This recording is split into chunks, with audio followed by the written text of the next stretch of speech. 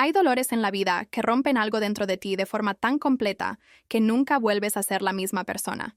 Para mí ese dolor llegó el día que recibí la llamada diciendo que mi hijo Gabriel había muerto en un accidente automovilístico. Tenía 38 años, toda una vida por delante. Y en un segundo, en el tiempo que toma a un conductor ebrio cruzar la línea central de una carretera, mi hijo desapareció de este mundo. Pero el dolor de perder a mi único hijo no fue lo peor que me pasó esa semana. No. Lo peor vino 3 días después en su funeral cuando mi nuera Sandra se acercó a mí mientras yo lloraba frente al ataúd de mi bebé y me susurró al oído con voz helada: «Ya basta de drama, Isabel. Ya enterramos a Gabriel. Ahora haz tu maleta y sal de mi casa hoy mismo. No te quiero ver más». Mi nombre es Isabel Fernández. Tengo 65 años y esta es la historia de cómo en el momento más oscuro de mi vida, cuando acababa de perder a mi único hijo, la mujer que él amaba me mostró una crueldad que no creí posible en un ser humano, y de cómo esa crueldad se convirtió en su propia destrucción cuando descubrió demasiado tarde que había subestimado completamente a una madre destrozada. Pero antes de contarte cómo llegué a ese momento horrible en el funeral de mi hijo, necesito pedirte algo. Comenta ahora mismo de qué país o ciudad nos estás escuchando. Quiero saber dónde están todas esas madres, esos padres, esas personas que han perdido a alguien amado y que entienden que el duelo no tiene cronograma, que el dolor no se apaga con un interruptor, que perder un hijo es enterrar una parte de tu alma. Y si esta historia te toca el corazón de alguna manera, por favor dame tu apoyo con un like y suscríbete al canal. Historias como esta necesitan ser contadas porque hay demasiadas personas que creen que pueden pisotear a alguien en su momento más vulnerable y salirse con la suya. Gracias por tu valentía al escuchar una historia que sé será dolorosa. Ahora déjame contarte sobre mi hijo Gabriel, sobre cómo lo perdí, y sobre cómo encontré justicia cuando todo parecía perdido. Gabriel era mi milagro. Nació cuando yo tenía 27 años después de 3 abortos espontáneos y 2 años de intentar quedar embarazada. Los doctores me habían dicho que probablemente nunca podría llevar un embarazo a término, pero entonces Gabriel llegó. Se aferró a la vida desde el primer día. Fue un embarazo difícil. Tuve que guardar reposo casi completo durante 7 meses, pero valió la pena cada segundo cuando finalmente lo sostuve en mis brazos. Era perfecto. 10 dedos en las manos, 10 en los pies, un par de pulmones que gritaban con fuerza anunciando su llegada al mundo. Mi esposo Ramón estaba tan orgulloso. Nuestro hijo. Nuestro único hijo, porque después del parto, los doctores confirmaron que no podría tener más hijos. Gabriel era todo para nosotros. Lo criamos con tanto amor. Vivíamos en una casa modesta pero cómoda que habíamos comprado con nuestros ahorros en un vecindario tranquilo de clase media. Ramón trabajaba como contador para una empresa de construcción. Yo era maestra de primaria. No éramos ricos, pero nunca nos faltó nada. Y le dimos a Gabriel todo lo que pudimos. Educación en buenas escuelas. Clases de música porque mostraba talento para la guitarra. Deportes porque le encantaba el fútbol. Viajes modestos durante vacaciones para que conociera su país. Pero más que cosas materiales le dimos amor incondicional, valores sólidos y la seguridad de que siempre tendría un hogar con nosotros sin importar qué. Gabriel creció siendo un hijo maravilloso. No era perfecto. Ningún niño lo es. Tuvo su fase rebelde en la adolescencia como todos. Hubo momentos de frustración, de discusiones sobre tareas no hechas o llegadas tarde. Pero en el fondo era un buen muchacho, amable, responsable, con un corazón enorme. Siempre ayudaba a sus compañeros con dificultades en matemáticas, que era su materia fuerte. Siempre defendía a los niños más débiles del bullying en la escuela. Siempre llegaba a casa preguntándome cómo había estado mi día antes de hablar del suyo. Ese tipo de detalles pequeños que te muestran que estás criando a un buen ser humano. Se graduó de la universidad con honores en ingeniería civil. Ramón y yo estábamos tan orgullosos ese día viéndolo cruzar el escenario para recibir su diploma. Todas las noches de desvelo ayudándolo con proyectos. Todos los sacrificios financieros para pagar su educación. Todo había valido la pena. Nuestro hijo iba a tener un futuro brillante. Comenzó a trabajar para una firma de ingeniería prestigiosa. Ascendió rápidamente. Era dedicado, inteligente, innovador. A los 30 años ya era gerente de proyectos liderando construcciones importantes de infraestructura. Ganaba bien, mucho mejor de lo que Ramón o yo jamás ganamos. Y siempre, siempre nos apoyaba. Cuando Ramón tuvo que operarse del corazón hace 10 años, Gabriel pagó todos los gastos médicos que el seguro no cubría. Cuando yo quise remodelar la cocina de la casa porque los gabinetes tenían 30 años, Gabriel contrató a los trabajadores y pagó todo. Nos llevaba a cenar cada domingo religiosamente. Era nuestro tiempo sagrado de familia. Y entonces conoció a Sandra. Tenía 32 años cuando la conoció en una conferencia de trabajo. Ella trabajaba en marketing para una empresa de desarrollo urbano. Era hermosa, no puedo negarlo. Alta, delgada, con ese tipo de belleza pulida que viene de tratamientos caros y ropa de diseñador. Sofisticada. Encantadora cuando quería serlo. Gabriel se enamoró perdidamente. Nos la presentó después de 3 meses de salir. Ramón y yo intentamos darle una oportunidad genuina. Queríamos amar a quien nuestro hijo amaba, pero desde el principio había algo en Sandra que me hacía sentir incómoda. No puedo señalar exactamente qué.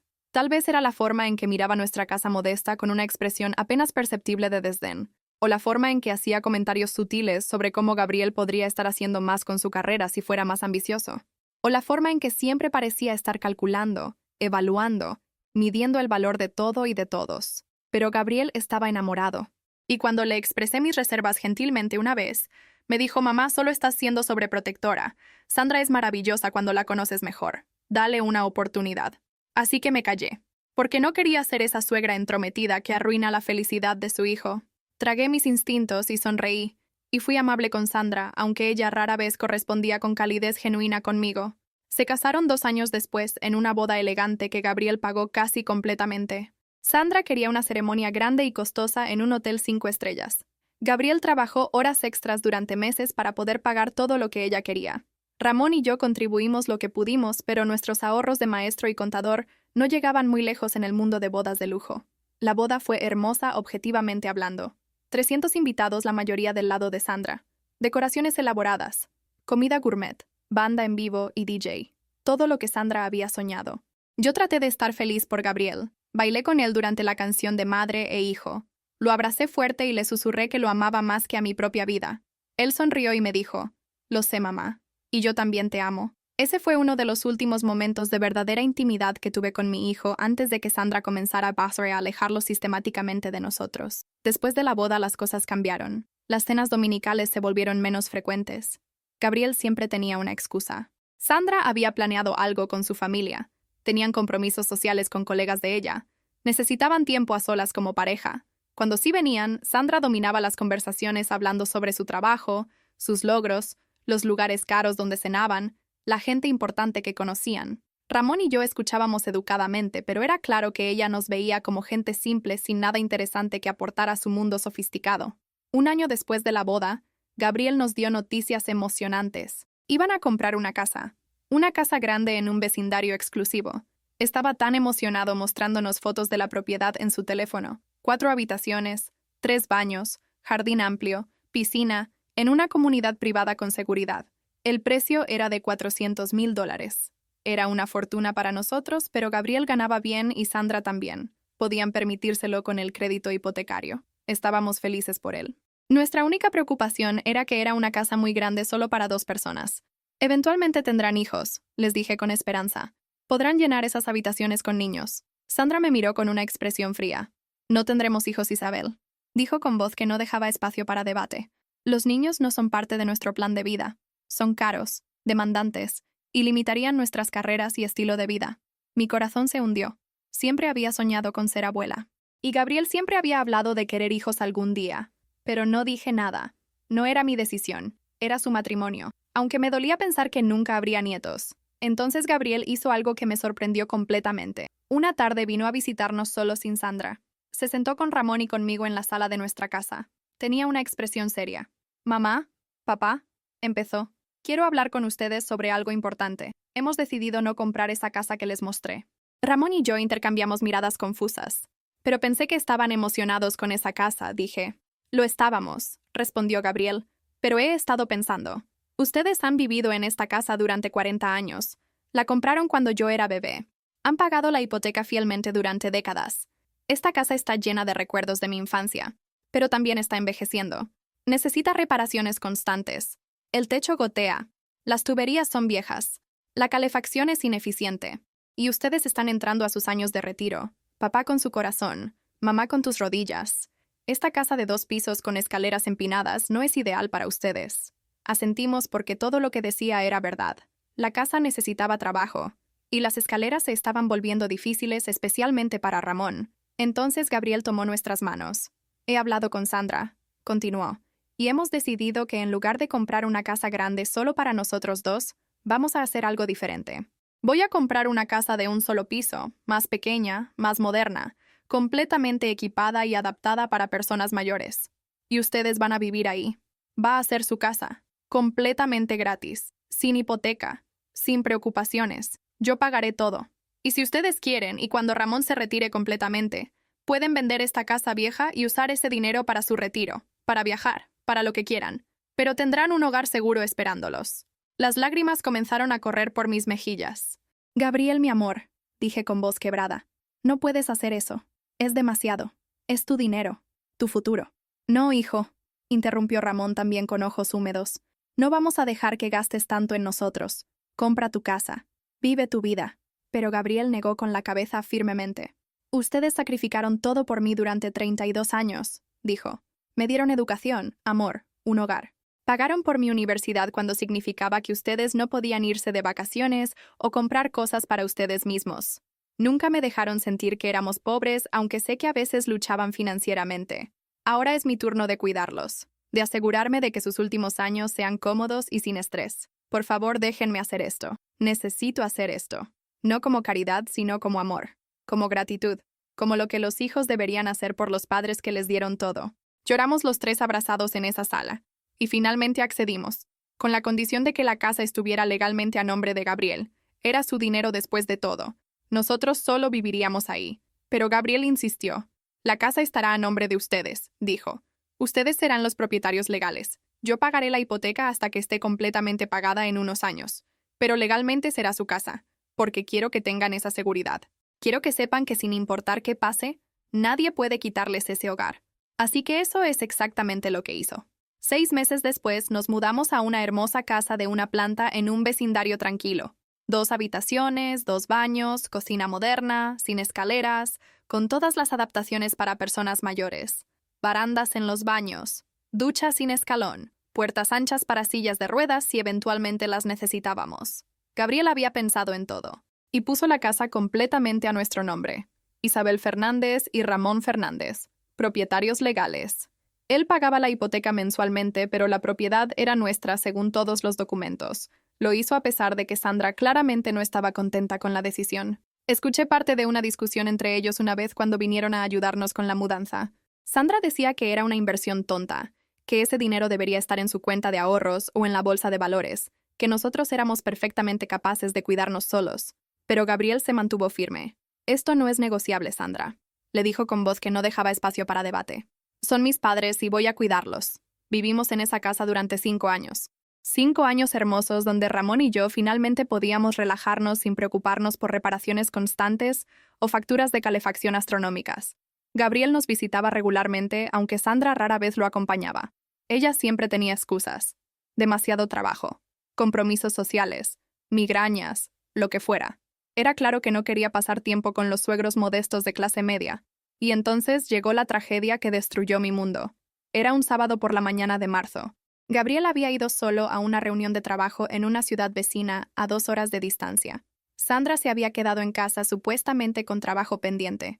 Gabriel me había llamado esa mañana antes de salir. «Hola, mamá», dijo con su voz alegre habitual. «Solo llamaba para decirte que te amo. Voy camino a esta reunión aburrida, pero después paso por tu casa para cenar. Papá puede hacer su famoso asado». Sonreí. «Por supuesto, hijo. Maneja con cuidado». «Siempre lo hago, mamá», respondió. Te amo más», dije como había dicho miles de veces desde que era niño. Esa fue la última vez que hablé con mi hijo vivo. 2 horas después sonó nuestro teléfono. Era la policía. «Necesitamos hablar con los padres de Gabriel Fernández», dijo una voz oficial. «Soy su madre», respondí sintiendo que mi corazón comenzaba a latir más rápido. «¿Qué pasó? ¿Hay algo malo?» «Lamento informarle, señora Fernández», dijo el oficial con voz gentil que claramente había dado este tipo de noticias demasiadas veces, que su hijo estuvo involucrado en un accidente automovilístico serio en la carretera estatal. Un conductor en estado de ebriedad cruzó la línea central y chocó frontalmente contra el vehículo de su hijo. Los paramédicos hicieron todo lo posible, pero las heridas eran demasiado severas. Su hijo fue declarado muerto en la escena. «Lo siento mucho». El teléfono se cayó de mi mano. Escuché sonidos saliendo de mi boca, pero no eran palabras. Eran gemidos animales de dolor puro. Ramón corrió desde la cocina. «¿Qué pasó?», gritó. «Isabel, ¿qué pasa?». Pero yo no podía hablar, no podía respirar. El mundo se había vuelto negro, excepto por un pensamiento que giraba en mi cabeza una y otra vez. Mi hijo está muerto. Mi Gabriel está muerto. Mi bebé que cargué durante 9 meses incómodos. El niño que enseñé a caminar, a leer, a andar en bicicleta. El joven que se graduó con honores. El hombre que me amó lo suficiente para comprarme una casa. Estaba muerto. Arrancado de este mundo por un borracho estúpido que decidió manejar intoxicado un sábado por la mañana. Los siguientes 3 días fueron una pesadilla borrosa. Tuve que identificar el cuerpo de mi hijo en la morgue. Tuve que ver su cara hermosa rota y sin vida en esa mesa fría de acero inoxidable. Tuve que planear un funeral para mis hijos cuando se suponía que él iba a planear el mío algún día. Ramón estaba igual de destrozado, pero trataba de mantenerse fuerte por mí.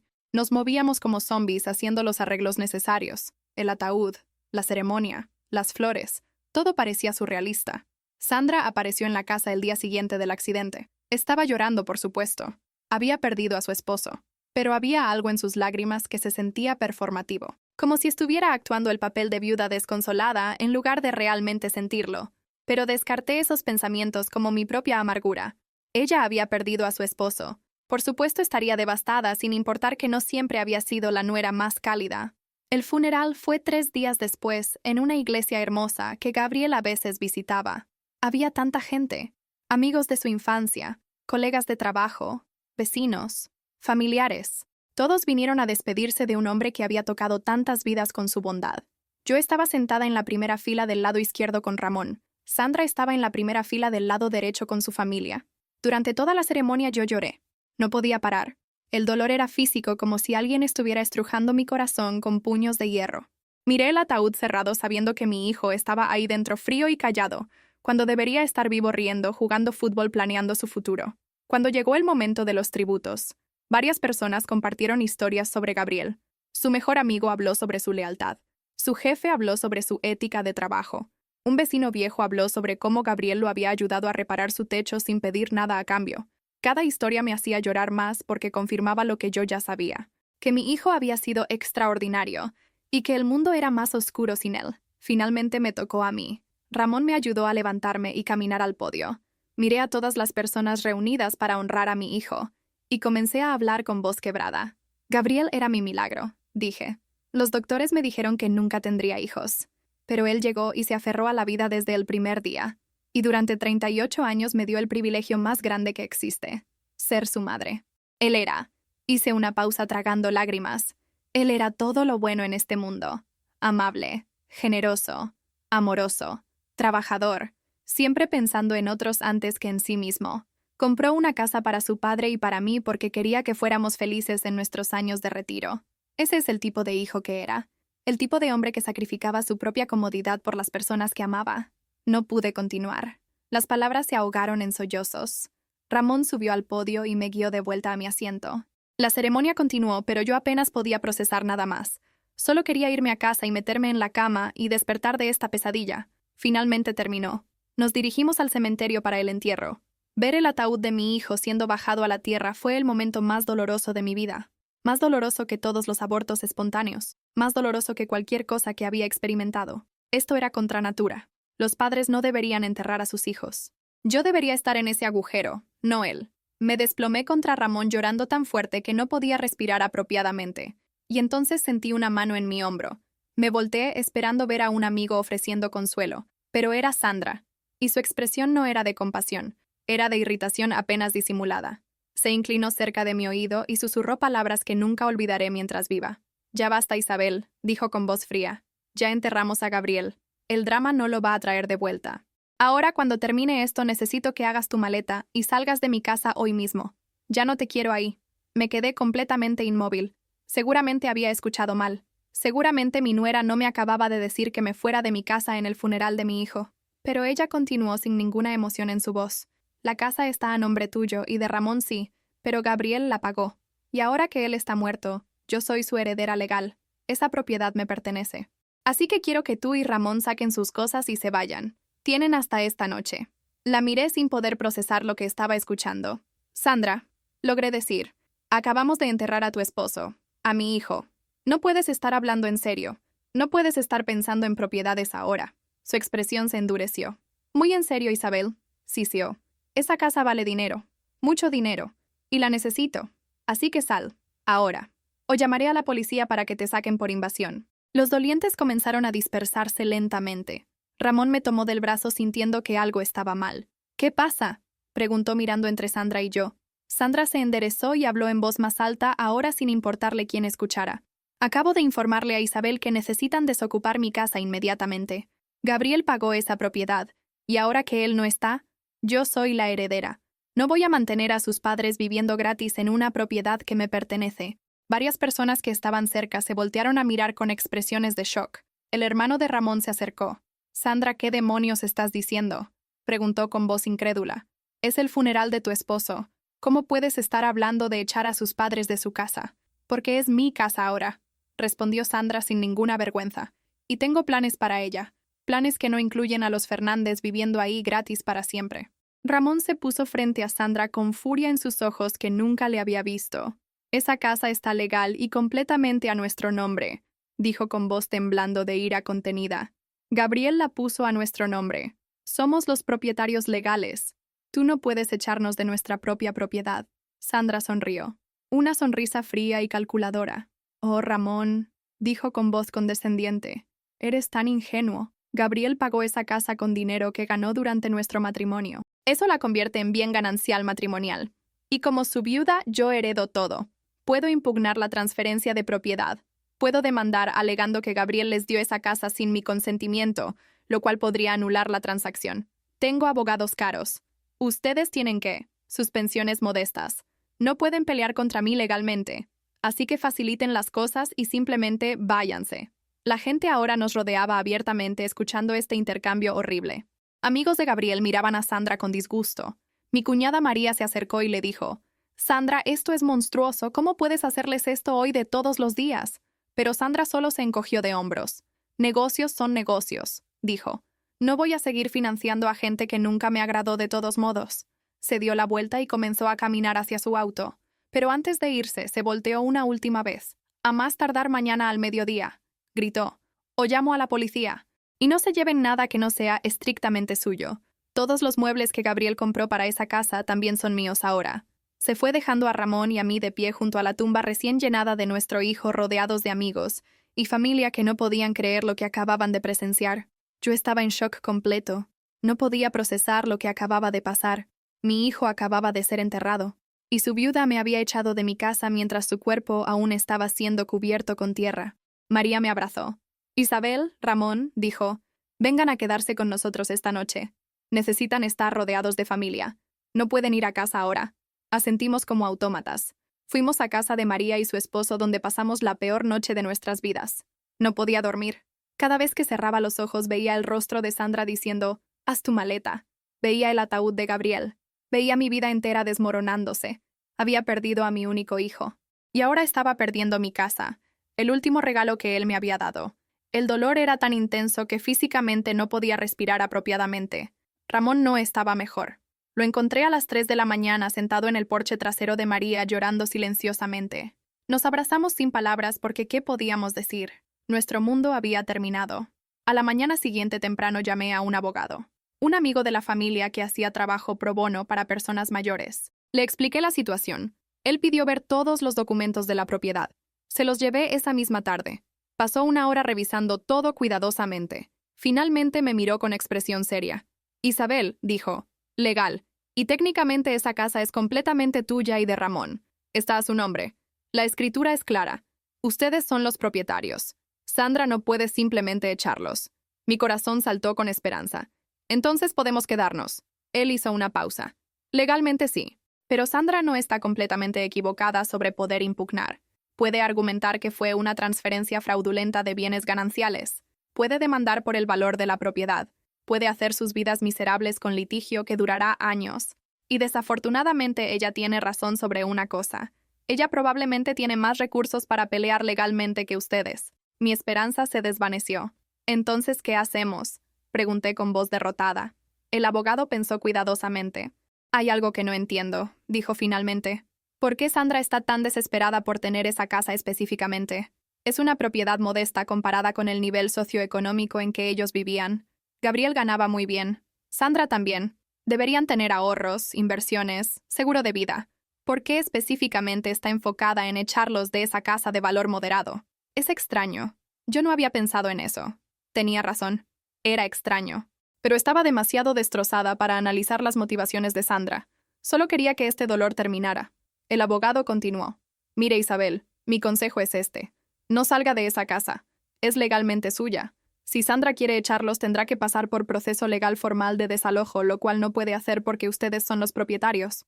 Mientras tanto, voy a investigar un poco. Hay algo que no cuadra aquí y quiero saber qué es. Confíe en mí. No se rinda todavía. Regresamos a nuestra casa esa tarde. Sandra había llamado 3 veces amenazando con la policía. Pero cuando oficiales vinieron a tocar la puerta después de que ella reportó invasión, revisaron los documentos de propiedad y le dijeron a Sandra que no podían hacer nada porque nosotros éramos legalmente los dueños. Ella tendría que resolver esto en corte civil. Sandra estaba furiosa. Empezó a hacer nuestra vida imposible. Venía a la casa a todas horas golpeando la puerta exigiendo que saliéramos. Llamaba a las 3 de la mañana gritando amenazas. Envió cartas de abogados demandando desalojo, pero nosotros nos mantuvimos firmes siguiendo el consejo de nuestro abogado. Mientras tanto, él estaba investigando. Y una semana después me llamó con voz urgente. Isabel, necesito que venga a mi oficina inmediatamente. He encontrado algo y necesito verificar información con usted. Fui esa misma tarde. El abogado tenía documentos esparcidos sobre su escritorio. Isabel, empezó. He estado investigando las finanzas de Gabriel y Sandra, y he descubierto cosas muy preocupantes. Resulta que Sandra tiene deudas masivas, tarjetas de crédito al límite, préstamos personales, debe casi $200,000. Y lo peor, había tomado un préstamo grande contra la casa que compartía con Gabriel sin decirle. Esa casa está a punto de ser embargada porque no ha pagado en 6 meses. Mi boca se abrió. ¿Gabriel no sabía nada de esto?, pregunté. Aparentemente no, respondió el abogado. Gabriel era muy cuidadoso con dinero. Sus cuentas personales estaban en orden, pero Sandra ha estado viviendo muy por encima de sus medios. Lujos, viajes caros, ropa de diseñador, todo cargado a crédito. Y ahora que Gabriel está muerto y su ingreso ha desaparecido, ella está desesperada. Necesita liquidar activos para pagar deudas. Por eso quiere esa casa que Gabriel les compró a ustedes. Planea venderla inmediatamente para cubrir sus deudas. Sentí rabia subir por mi garganta. Mi hijo murió y ella está pensando en vender la casa que él nos compró con amor para pagar sus compras frívolas. El abogado asintió sombríamente. Hay más, continuó. He estado revisando registros y parece que Gabriel cambió su testamento 3 meses antes de morir. El anterior dejaba todo a Sandra como era de esperarse. Pero el nuevo es interesante. Sacó un documento. Este es el testamento actualizado de Gabriel que encontré registrado en el Registro Público de Testamentos. En él, Gabriel específicamente estipula que la casa que compró para ustedes es un regalo irrevocable y debe permanecer bajo su propiedad sin importar qué. También estipula que sus ahorros personales, que ascendían a $150,000 al momento de su muerte, deben ser divididos. 50% para Sandra y 50% para ustedes, sus padres. Y hay una cláusula interesante. Si Sandra intenta reclamar la casa que Gabriel les regaló, o si intenta causarles daño legal o emocional, su porción del testamento queda anulada y todo va a ustedes. No podía creer lo que estaba escuchando. Gabriel sabía, susurré. Sabía que algo estaba mal. Por eso cambió su testamento. El abogado asintió. No puedo especular sobre qué sabía exactamente, pero está claro que estaba protegiendo a ustedes legalmente. Y con este testamento, Sandra no tiene ninguna base legal para reclamar esa casa. De hecho, si continúa acosándolos, está violando los términos del testamento y perderá su herencia completamente. Lágrimas comenzaron a correr por mis mejillas. Mi hijo maravilloso, incluso en sus últimos meses de vida, estaba pensando en protegernos. Probablemente había descubierto las deudas de Sandra. Probablemente había visto su verdadera naturaleza. Y había hecho lo necesario para asegurarse de que no pudiera lastimarnos después de que él ya no estuviera aquí para defendernos. El abogado me pasó una copia del testamento. «Tome esto», dijo. «Y la próxima vez que Sandra venga a amenazarla, muéstreselo. Dígale que si no detiene el acoso inmediatamente, usted hará cumplir la cláusula del testamento, y ella perderá todo». 2 días después, Sandra apareció nuevamente en nuestra puerta. Pero esta vez yo estaba preparada. Abrí la puerta y antes de que pudiera empezar su diatriba habitual, le entregué una copia del testamento. «Leí esto», dije con voz más fuerte y firme de lo que me había sentido en semanas. Especialmente la página 3. La vi leer. Vi cómo su cara pasaba de confianza a confusión a horror absoluto. «Esto es», empezó. El testamento de Gabriel. Terminé. El que actualizó 3 meses antes de morir específicamente protegiéndonos de ti. La casa es nuestra irrevocablemente. Y si continúas acosándonos, pierdes tu parte de la herencia también. Así que te sugiero que te vayas y no regreses. Sandra me miró con odio puro. Ustedes lo manipularon, escupió. Lo convencieron de cambiar el testamento. Envenenaron su mente contra mí. Negué con la cabeza. Nosotros ni siquiera sabíamos que había cambiado su testamento hasta esta semana. Gabriel lo hizo por su cuenta. Probablemente porque descubrió tus deudas. Porque vio quién realmente eras. Y quiso protegernos de ti. Su cara se puso roja. No pueden probar nada, gritó. Puedo impugnar ese testamento. Puedo decir que él no estaba en su sano juicio. Adelante, dije con calma que no sabía qué poseía. Pelea esto en corte. Gasta más dinero que no tienes en abogados. Y mientras tanto la cláusula de acoso se activará y perderás los $75,000 que Gabriel te dejó. Tu decisión, Sandra. Sandra se quedó ahí temblando de rabia impotente. Finalmente se dio la vuelta y se fue sin otra palabra. Y nunca regresó. Nuestro abogado envió copia del testamento a sus abogados.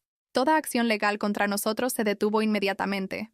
Sandra eventualmente tuvo que vender la casa que compartía con Gabriel para pagar sus deudas masivas. Se mudó a un apartamento pequeño. Su estilo de vida lujoso se evaporó. Y nosotros nos quedamos en nuestra casa. El último regalo de amor de nuestro hijo.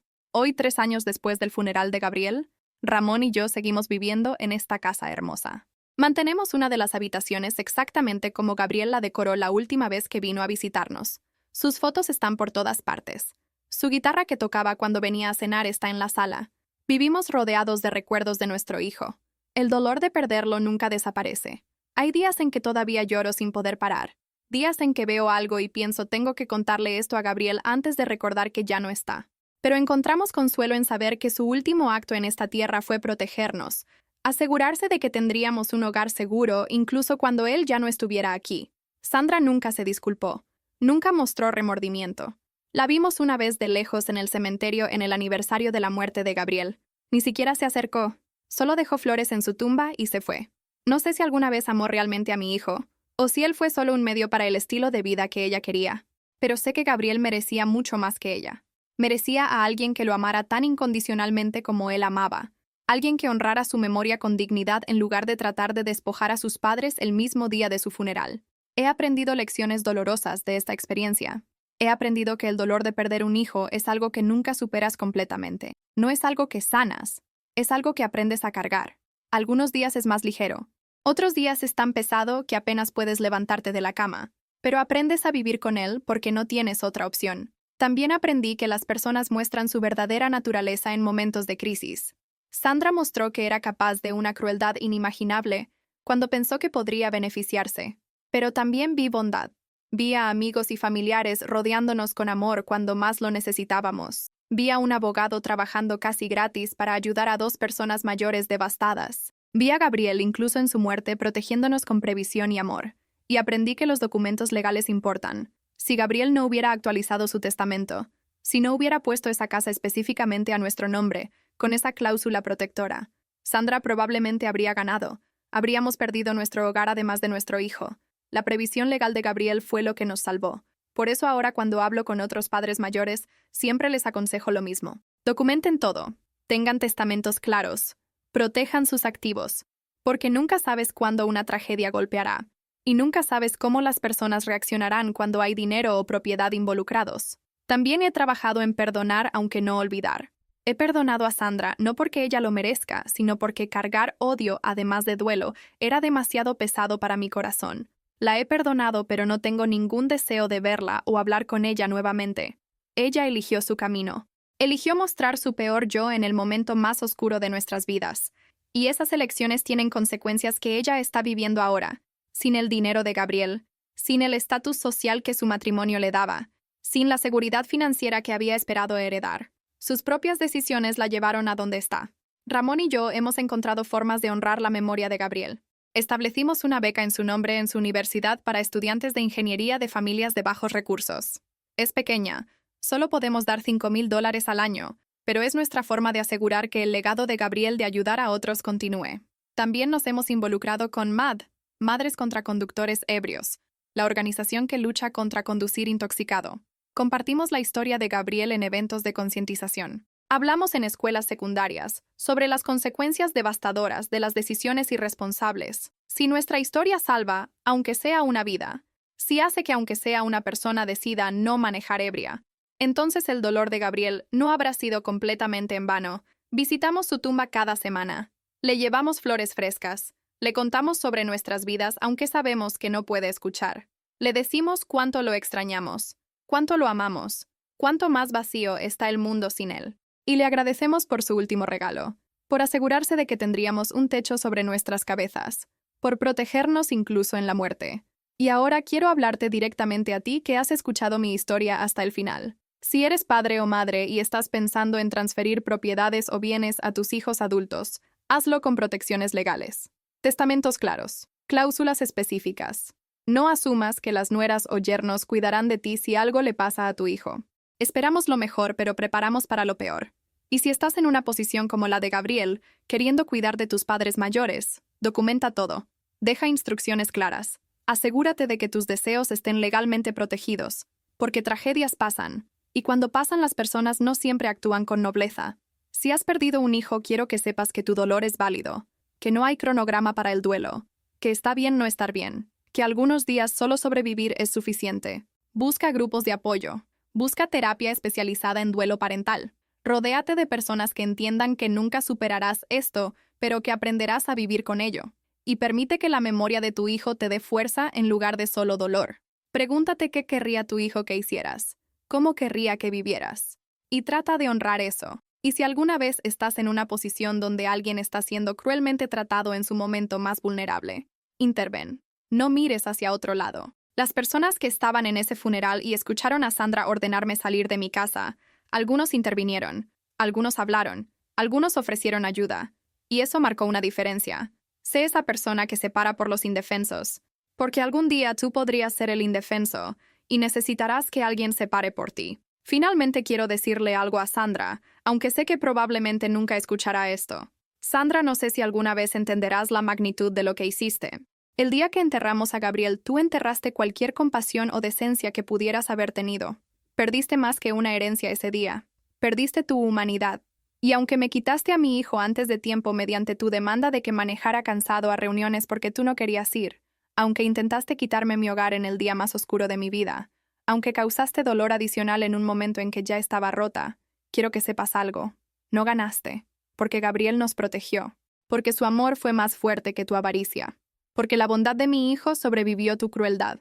Y yo todavía tengo este hogar lleno de sus recuerdos mientras tú no tienes nada excepto la vida vacía que construiste sobre mentiras y gastos frívolos. Gabriel merecía mejor que tú, y ahora él está en paz. Y yo estoy en el hogar que él me dio con amor. Y tú estás exactamente donde tus propias decisiones te pusieron. Esa es justicia. No la venganza que busqué, no el castigo que deseé, sino simplemente las consecuencias naturales de tus propias acciones volviéndose realidad. Y eso es suficiente para mí. A mi hijo Gabriel, donde quiera que estés ahora, quiero que sepas que mamá está bien, que papá está bien, que estamos viviendo en la casa hermosa que nos diste, que honramos tu memoria cada día, que nunca dejaremos de amarte, que el dolor de perderte nunca desaparecerá, pero que hemos aprendido a vivir con él. Que tu último acto de amor, protegernos con ese testamento, fue el regalo más precioso que pudiste habernos dejado, además de los 38 años de tenerte en nuestras vidas. Te extrañamos cada segundo de cada día, pero sabemos que estás en paz, y sabemos que nos protegiste hasta el final. Gracias, hijo mío. Gracias por todo. Por cada sonrisa, por cada abrazo, por cada te amo, por cada domingo de cena familiar, por cada llamada telefónica solo para ver cómo estábamos, por la casa, por el testamento. Por amarnos tan completamente que incluso en la muerte seguiste cuidándonos. Fuiste el mejor hijo que una madre podría pedir. Y aunque mi tiempo contigo fue demasiado corto, fue suficientemente rico para llenar mi corazón para siempre.